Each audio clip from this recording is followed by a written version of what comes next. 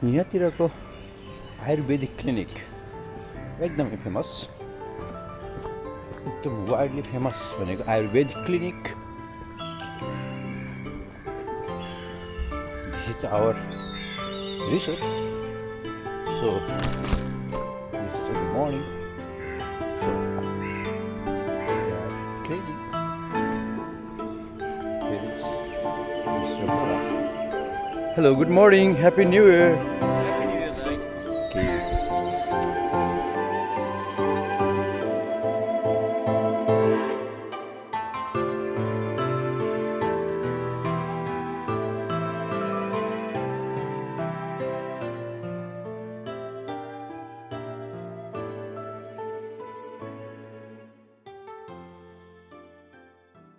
हामी केरलाको भर्कला भन्ने ठाउँमा घुम्न आउँदाखेरि जुन ठाउँमा जाँदाखेरि पनि अब के खाने कहाँ बस्ने भन्दाखेरि यसो इन्टरनेटतिर खोज्दाखेरि हामी यहाँ आइसके पछाडि खानाको लागि चाहिँ अब सबैभन्दा राम्रो ठाउँ कुन छ भनेर खोज्दाखेरि अब्बा रेस्टुरेन्टको नाम सजेस्ट आयो र सोही अनुसार हामी यहाँ खाना आयौँ।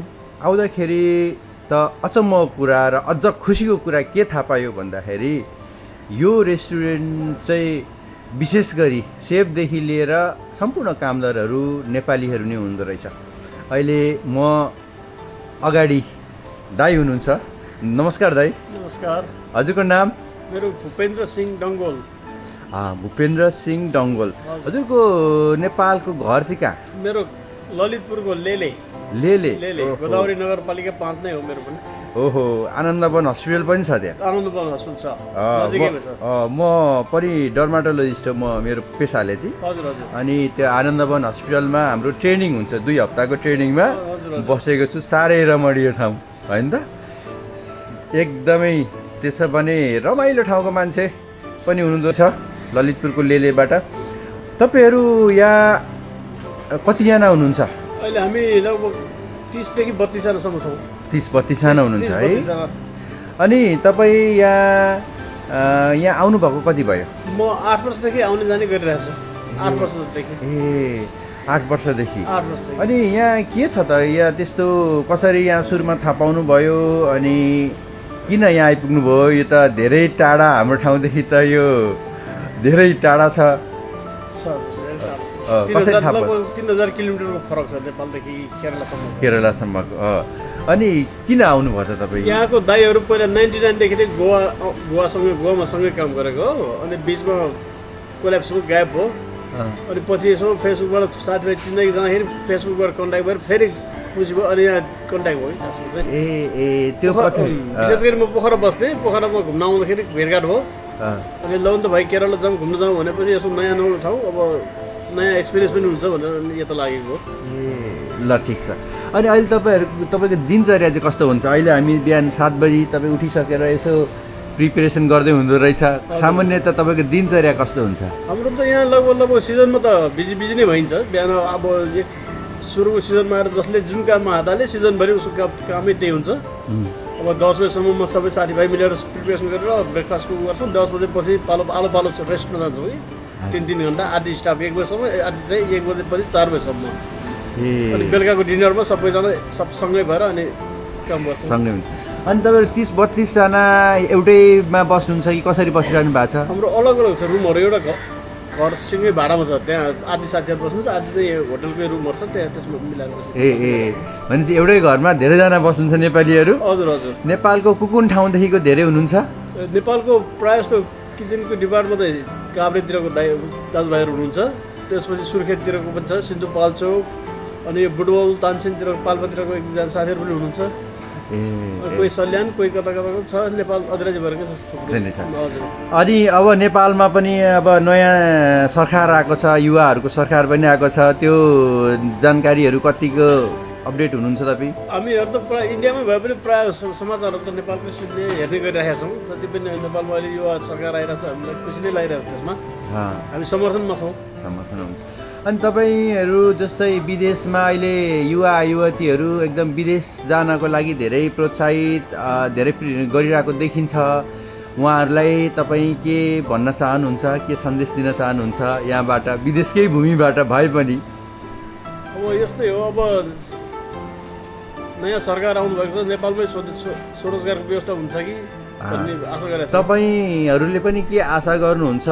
तपाईँ सरकारले, नेपाल सरकारले के कस्तो सेवा सुविधाहरू, अपर्च्युनिटीहरू दियो भने तपाईँहरू फर्किनको लागि तम तयार हुन्छ? हामी चाहिँ त पेसा अनुसारको काम होस्, सबै कुराबाट सुविधा हुने खालको कामहरू पाइयो भने चाहिँ हामी फर्किन पनि तयार छौँ। तपाईँले जानेको अनुसारको त्यही काम भयो भने अहिले समग्रमा हेर्दा फरक के लाग्छ तपाईँ त्यहाँ नेपालमा र यहाँ के फरक छ? ताकि तपाईँ यहाँ बसिरहनु भएको छ, नेपालमा किन गर्नु भएन, किन गरिएन?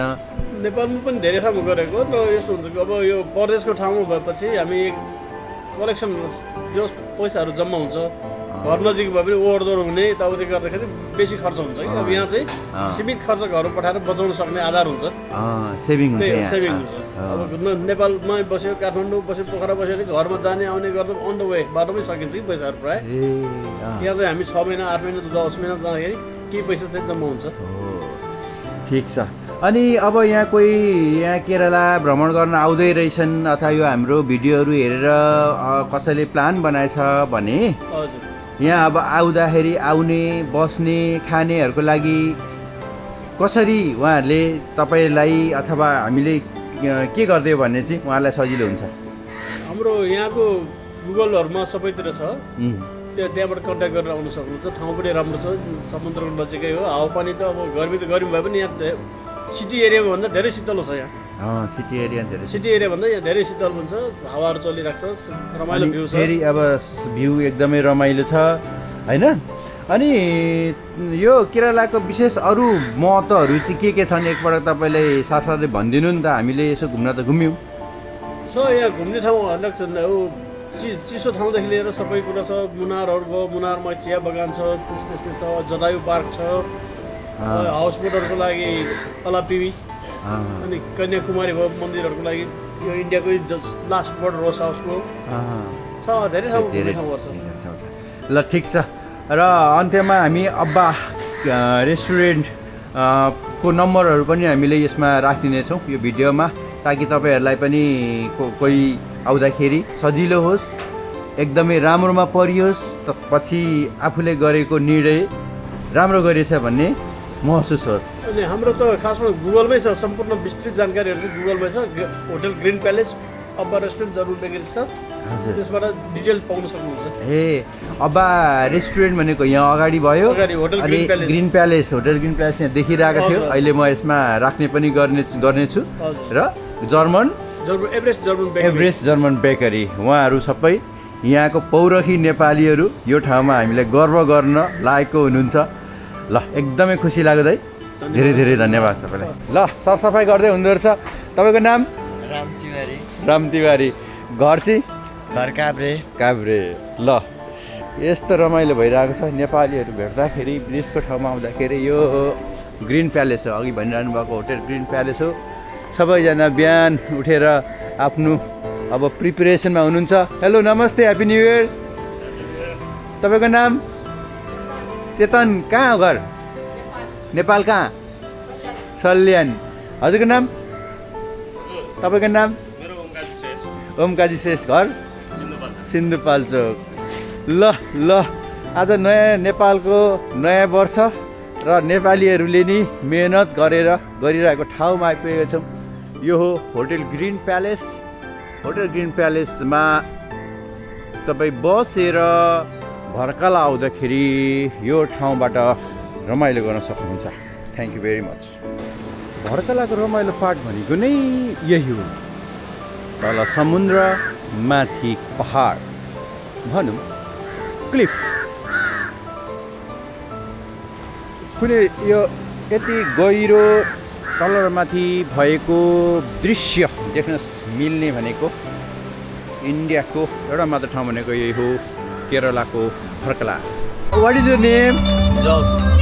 यस, Jose. Okay, I like your artistic beard and tattoo. You can turn this side. Wow.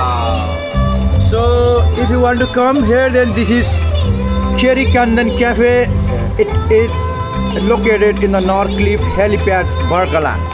Thank you. Okay, thank you, Jos. Thank you. Herbal Beauty Clinic. So, Herbal Beauty Clinic. Yoga. It's very famous for yoga. And here is also main groups. Kayaking.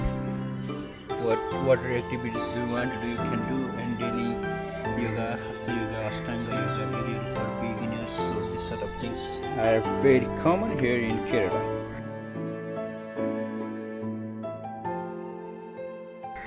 Finally, हामी भर्कलादेखि अब हामी जाँदैछौँ होइन त? Going to Nepal. We are going to Nepal. Bye bye. Bye bye Barkala. Happy New Year. Bye bye Barkala. Happy Happy New New Year. Year.